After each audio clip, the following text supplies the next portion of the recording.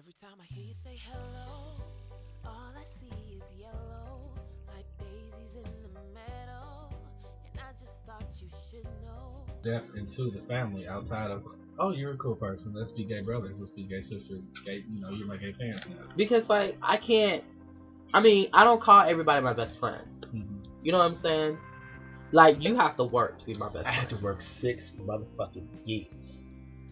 Almost 7. It'll be 7 on my birthday. 6.5 motherfucking years. He sure did.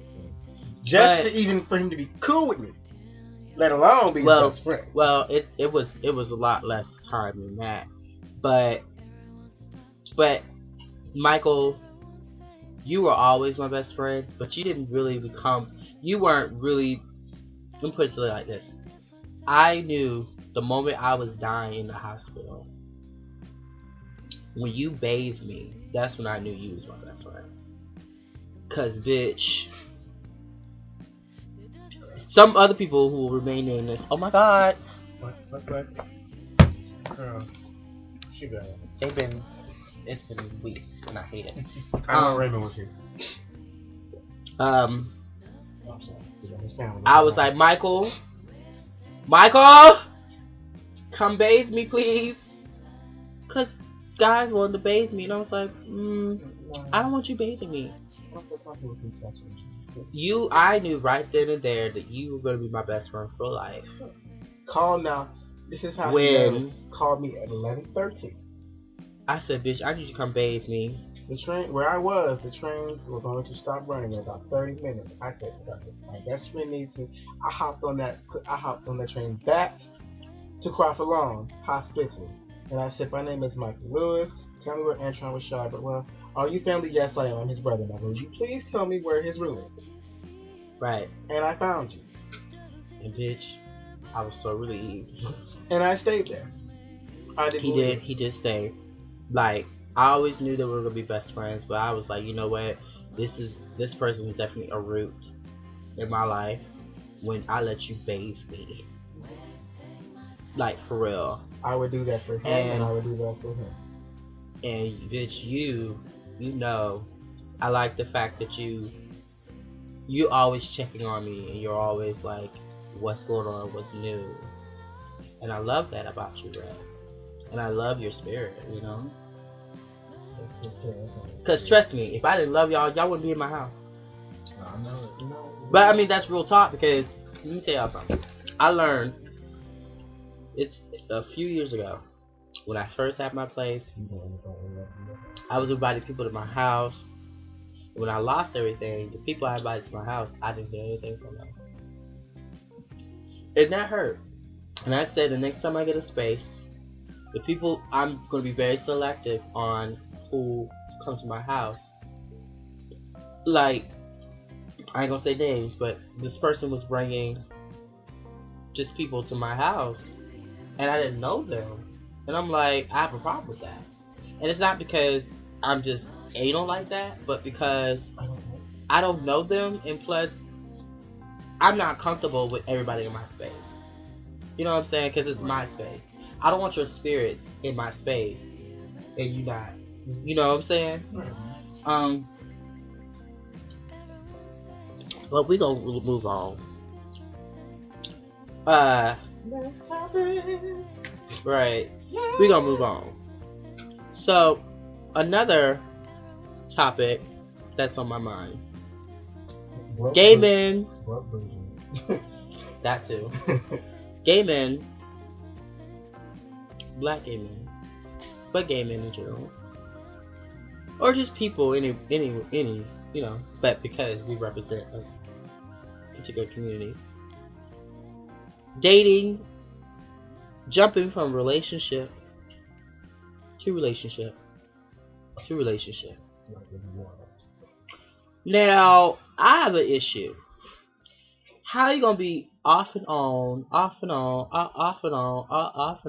with one person for 4 years, then when y'all finally break up, 2 days later you with another person? That's called not dealing with the problem, with the situation. Like, I'm gonna check on this stuff, But y'all keep talking about that because I feel a certain way about that. Well, I want to speak personally on that because I haven't been in that exact situation, but I did have a pattern because of my family issues growing up, as a child, and having to grow up fast, and being taken away from my father. I had a lot of issues with guys where I would jump from relationship to relationship to fill a void, and I didn't realize that's what I was doing, until I got older.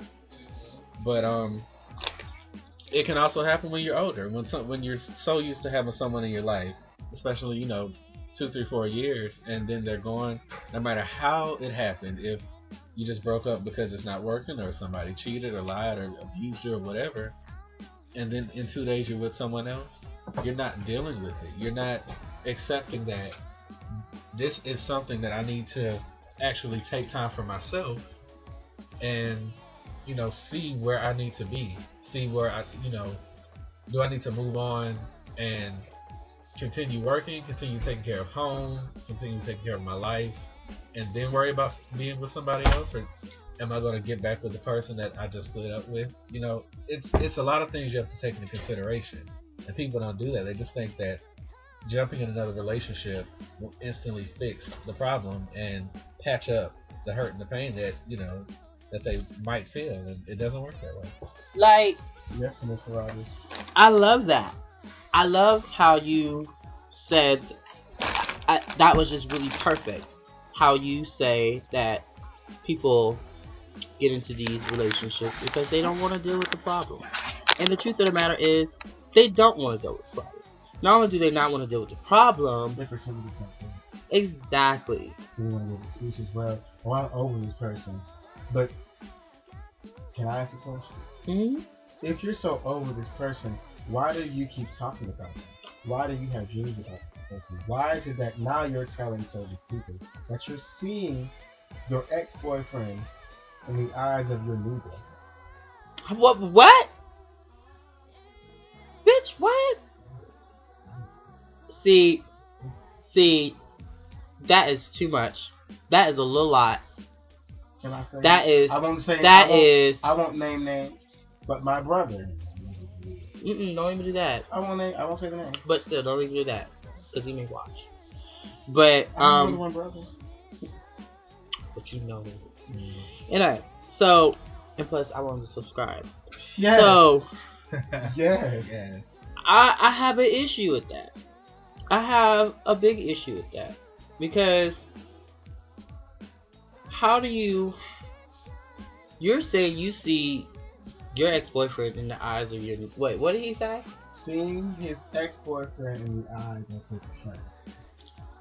Who the fuck does that? Like, who? It's hot as hell. That's why I said, why the hell did you put on that jacket? I was trying to be cute for the camera, child. Shoulders better show them up. Show that skin. Looking like the black Mr. Rogers. Child, bitch, you. But I know put him in that level. Anyway, so let me get started with this. Yeah, for the score. So I have an issue.